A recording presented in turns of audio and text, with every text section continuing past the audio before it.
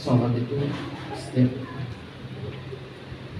ya sekarang juga sudah harus diamalkan. Tidak seperti haji, tidak seperti zakat. Kalau zakat sekarang banyak yang lagi libur ya.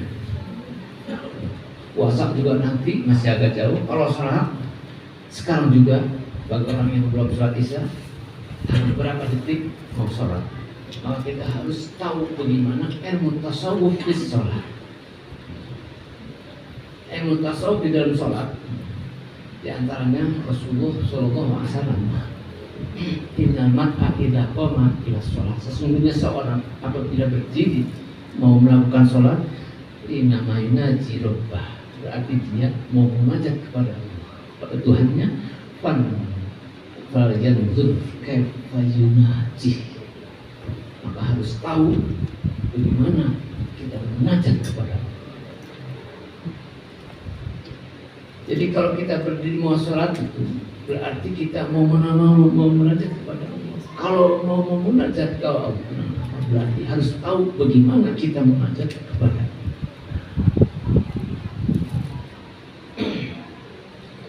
Ulama as-salaf, yakni ulama tasawuf, ijma bahwa laisa lil mar'i min salatihi illa ma aqala. Pahala seseorang yang sholat tidak ada pahala bagi seseorang yang sholat kecuali yang ada konek, ma aqala.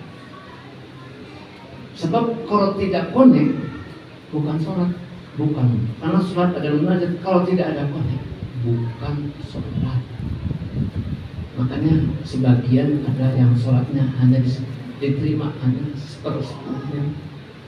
Innal abda la yansurifu min sholatihi la yuktabu lahu illa usbuha. Seseorang hamba setelah sholat tidak ditulis hanya 1/10-nya, tusmuha, sudusuha, sumuha, sampai umusuha, rubuha, sampai nisfuha.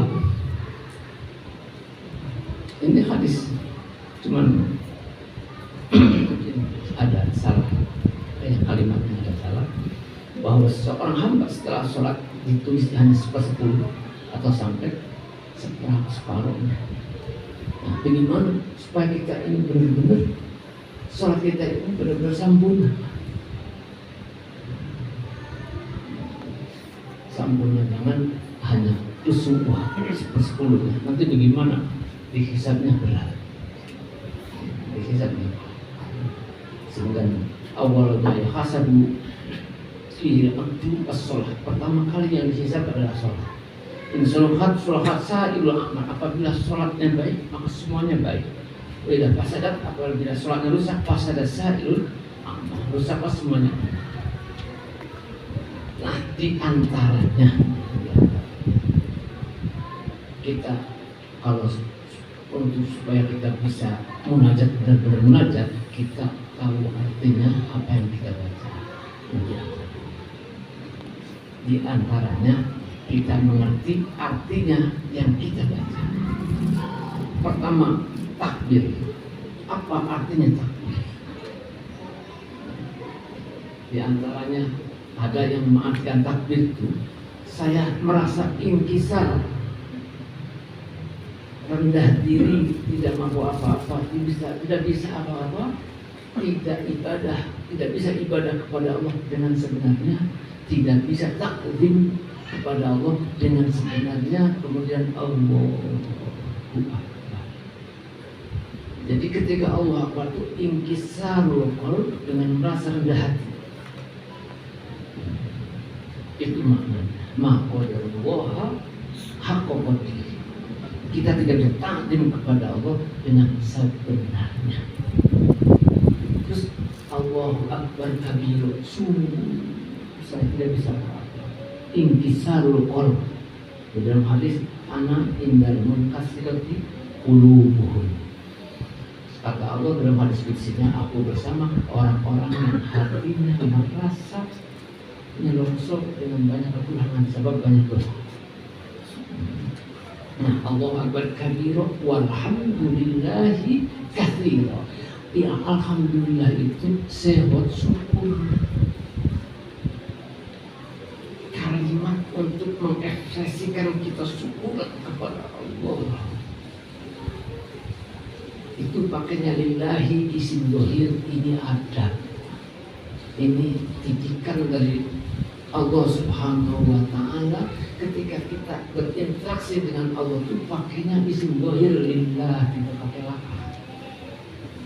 Maka kita harus connect bahwa lillah sama dengan laka. Terima kasih ya Allah, alhamdulillah, terima kasih sebesar-besarnya. Nah, untuk supaya benar-benar greget, benar-benar connect, kita terima kasih kepada Allah, harus tahu nikmat Allah, harus tahu besarnya nikmat Allah kepada kita semua. Kalau tidak tahu besarnya nikmat Allah, nggak bisa syukur. Nah, kalau tahu besarnya nikmat Allah, maka hati penuh gembira, senang, maka kita terima kasih sebagaimana kita mendapatkan gajian pas tepat waktunya, bahkan ditambah terima kasih, bahkan harus lebih daripada itu, karena nikmat keuangan kecil dibandingkan nggak ada makan. Nikmat apa yang paling besar? Nikmat kita dilahirkan dari orang Islam, kita hidup bersama orang Islam, kita hidup merujuk kepada orang yang tasawuf, yang setiap minggu, setiap harinya mengingatkan kita. Kita hidup di MPTT, kalau nggak hidup di MPTT, saya nggak tahu jadi apa. Kalau kita hidup di sini, kita jadi apa? Ini nikmat besar, harus disyukuri. Kalau nggak disyukuri nanti bisa keluar dari sini. Sebab lain syakartum lazi, dan ini nikmat besar. Kita bisa bayangkan kalau kita hanya di perusahaan-perusahaan kumpul dengan yang nggak keluar-keluar, jadi apa? Kalau di sini selalu zikir setiap hari. Ini nikmat besar. Kalau meninggal dunia, martabat di sisi Allah besar. Maka ketika Allah Akbar kabiru walhamdulillah, terima kasih. Nah, wa subhanallah bukan wasilah. Subhanallah itu janji kepada Allah, saya mau selalu ibadah kepada Allah. Sebab subhana itu masdar, usabbihu subhanallah, aku mau selalu sholat, mau selalu ibadah kepada Allah sampai kapanpun. Kalau seandainya aku usianya sampai 1000 tahun pun, saya mau selalu ibadah. Sabbihu bukratan wa asila, sallu bukratan wa asila. Maka usabbihullah, saya mau selalu ibadah, mau selalu sholat, walaupun kita usia sampai 1000 tahun. Dan dengan niat inilah dapat pahala khulud fil jannah,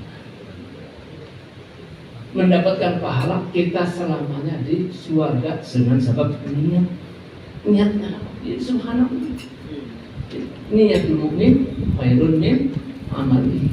Kita usia berapa? Enggak sampai 100 tahun, bahkan ada yang hanya 50 tahun meninggal, di surganya selama-lamanya. Nah, itu pahala surga selama-lamanya itu pahala nikmat. Kalau seandainya kita usia sampai 1000 tahun, maka enggak mati sekalipun, akan selalu ibadah. Dari mana? Dari subhanallah ibu kota wa asila. Ya, kayaknya ya sampai sudah itu dulu. Semoga manfaat. Aku qouli hadza, astagfirullahaladzim. Assalamualaikum warahmatullahi wabarakatuh.